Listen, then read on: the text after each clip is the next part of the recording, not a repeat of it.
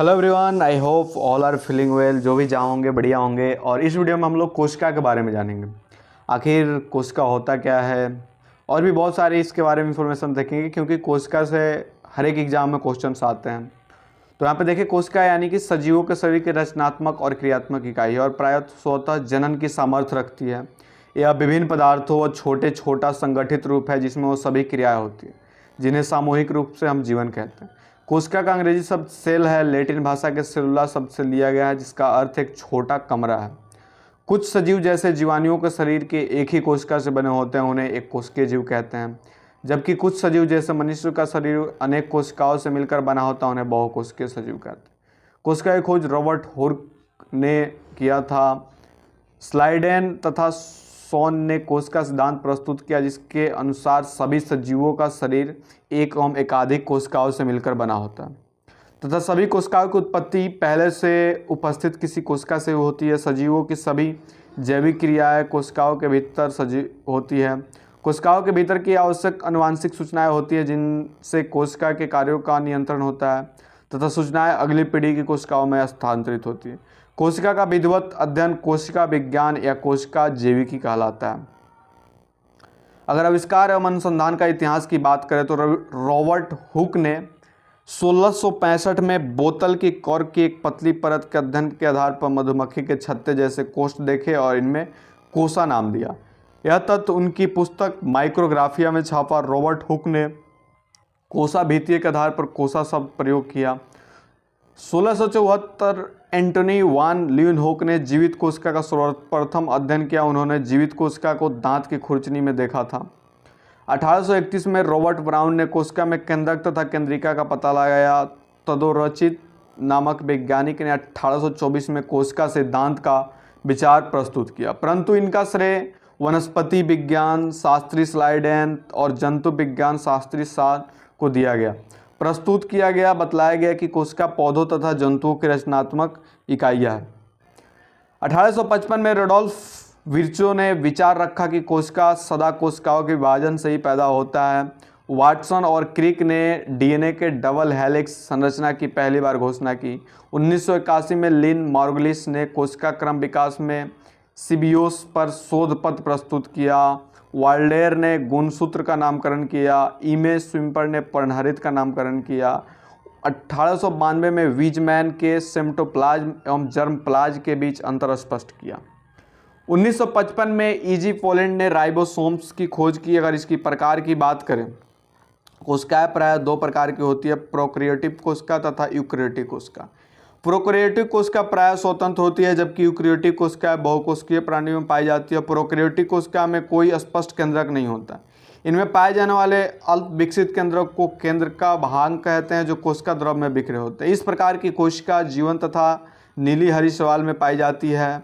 सभी उच्च श्रेणी के पौधों और जंतुओं में यूकैरियोटिक प्रकार की कोशिकाएं पाई जाती है। सभी यूकैरियोटिक कोशिकाओं को संगठित केंद्रक पाया जाता है, जो एक आवरण से ढका होता है।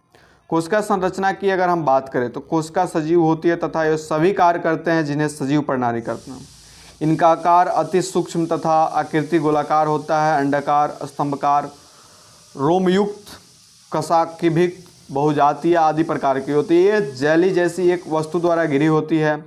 इस आवरण को कोशिका आवरण कहा जाता है, जिसके अर्थ है यह झिल्ली किसी पदार्थ, अणु या आयन को मुक्त रूप से पार करने देती है, सीमित मात्रा में पार होने देती है या बिल्कुल रोक देती है। इसे कभी कभी जीवद्रव्य काला भी कहा जाता है। इसके भीतर निम्नलिखित संरचनाएं पाई जाती है। केंद्रक एवं केंद्रिका की बात की जाए तो जीवद्रव्य, गोल्गी सम्मिश्र या गोल्गी यंत्र, कनाभ सूत्र, अंतर्द्रव डालिका, गुण सूत्र, पितृ सूत्र एवं जीन, राइबोसोम तथा सेंट्रोसोम लॉक है।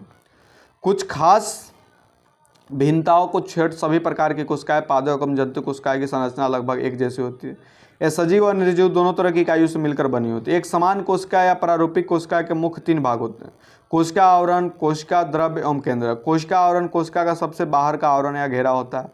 पादप कोशिका में कोशिका भित्ति और कोशिका झिल्ली मिलकर कोशिका आवरण का निर्माण करते हैं। जंतु कोशिका में कोशिका भित्ति नहीं पाई जाती। कोशिका झिल्ली की सबसे बाहरी आवरण है। कोशिका झिल्ली एवं केंद्रक के बीच के भाग को कोशिका द्रव्य कहा जाता है। इसमें भिन्न कोशिकांग होते हैं।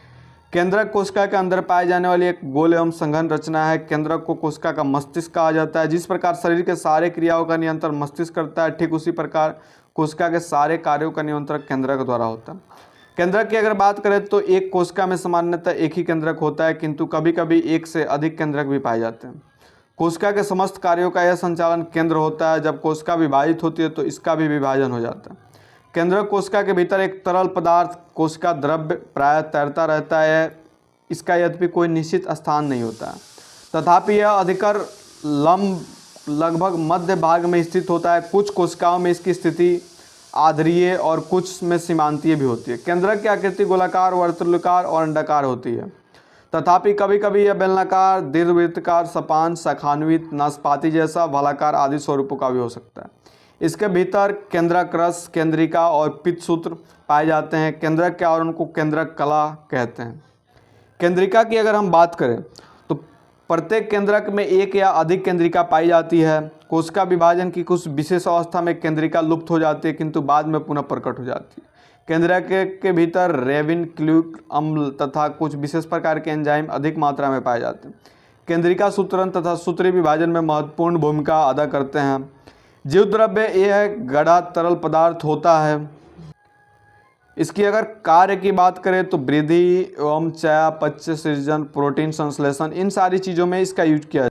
उसके बाद अगर गोल्गी सम्मिश्र या गोल्गी कॉम्प्लेक्स और एपेरेटक्स की बात की जाए तो इस अंग का यह नाम इसके खोजकर्ता केम्को गोल्गी के नाम पर पड़ा, जिन्होंने 1898 में सर्वप्रथम इसकी खोज की। यह अंग साधारणतः केंद्रक के समीप अकेले या समूहों में पाया जाता है। इसकी रचना 3 तत्वों या घटकों द्वारा होती है: सपाट कोश, बड़ी रक्तिका या आशय। यह एक प्रकार का जाल जैसा दिखलाई देता है। इनका मुख्य कार्य कोशिकीय स्रवण और प्रोटीन वसाओं का कतिपय किण्वों का भंडारण करना होता है। उसके बाद अगर कनाभ सूत्र की बात करें तो यह कणिकाओं या शालिकाओं की आकृति होते हैं। यह अंगक कोशिका द्रव्य में स्थित होते हैं। इनकी संख्या भिन्न जंतुओं में 5 लाख तक हो सकती है। इनका आकार 1 से 2 माइक्रोन से लेकर 2 माइक्रोन के बीच होता है। विरल उदाहरणों में इनकी लंबाई 40 माइक्रोन तक हो सकती है। इनके अनेक कार्य बतलाए गए हैं जो इन आकृति पर निर्भर करते हैं, तथापि इनका मुख्य कार्य कोशिकीय स्रवण बतलाया जाता है। इनके कोशिका का पावर प्लांट कहा जाता है, क्योंकि इनमें आवश्यक ऊर्जा की आपूर्ति होती है। अंतर्प्रद्रव्य जालिका की बात करें तो यह जालिका कोशिका द्रव्य में आशयों और नलिकाओं रूप में फैली होती है। इसकी स्थिति सामान्य केंद्रीय झिल्ली तथा द्रव्य कला के बीच होती है, किंतु यह अक्सर संपूर्ण कोशिकाओं में फैली रहती है। यह जालिका 2 प्रकार की होती है: चिकनी सतह वाली और खुरदुरी सतह वाली। इनकी सतह खुरदुरी इसलिए होती है क्योंकि इस पर राइबोसोम के कण बिखरे होते हैं। इनके कार्य बतलाए गए हैं जैसे आंतरिक साधारण द्रव्यों का प्रत्यावर्तन, अंतःकोशिकीय अभिन्न, प्रोटीन संश्लेषण इत्यादि। गुणसूत्र या पितरी सूत्र की बात करें, यह शब्द क्रोम तथा सोमा शब्दों से मिलकर बना होता है, जिसका अर्थ होता है रंगीन पिंड। गुणसूत्र केंद्रों के भीतर जोड़े में पाए जाते हैं। कोशिका विभाजन के साथ केंद्रक सहित बांट जाया करते हैं। इनमें स्थित जीवों के पूर्वजों के भौतिक गुणों का वाहक कहा जाता है। इनकी संख्या जीवों में निश्चित होती है, जो 1-2 जोड़ों से लेकर कई जोड़ों तक हो सकते हैं। इनका आकार 1 माइक्रोन से 30 माइक्रोन तक होता है, के अक्षर जैसी होते हैं। इनमें न्यूक्लियो प्रोटीन मुख्य रूप से पाए जाते हैं। पित्तसूत्रों को कुछ विशेष प्रकार की पाए जाते हैं, जिनमें लेपब्रस पित्तसूत्र और पोलीटेने क्रोमोसोम की संज्ञा दी गई। इन्हें WXYZ नामों आदि नामों से भी जाना जाता है। अगर जीन की बात करें, यहाँ पे जीन को अगर देखें, जीन को पैतृक गुणों का वाहक कहा माना जाता है। क्रोमोसोम का पितरी सूत्र का निर्माण हिस्टोन प्रोटीन तथा डिब्रोन्यूक्लिक एसिड DNA एवं राइबो न्यूक्लिक एसिड RNA से मिलकर होता है। जीन का निर्माण इन्हीं में से DNA द्वारा होता है। कोशिका विभाजन के फलस्वरूप जब नए जीव का जीवन सूत्रपात होता है तो यह जीन पैतृक एवं शरीर गुणों के साथ माता पिता से निकलकर संततियों में चले जाते हैं। आदान प्रदान के डिम्फ तथा पिता के शुक्राणु में स्थित जीवों के द्वारा संपन्न होता है। 1970 में जून मास में अमेरिका स्थित भारतीय वैज्ञानिक हरगोविंद खुराना को कृत्रिम जीन उत्पन्न करने में अभूतपूर्व सफलता। इन्होंने सन 1978 में नोबेल पुरस्कार मिला था। रिबोसोम, सेंट्रोसोम की बात करें, सूक्ष्म गुलिकाओं के रूप में प्राप्त इन रचनाओं को केवल इलेक्ट्रॉन माइक्रोस्कोप के द्वारा ही देखा जाता है। इनकी रचना 50% प्रोटीन तथा 50% RNA द्वारा होती है।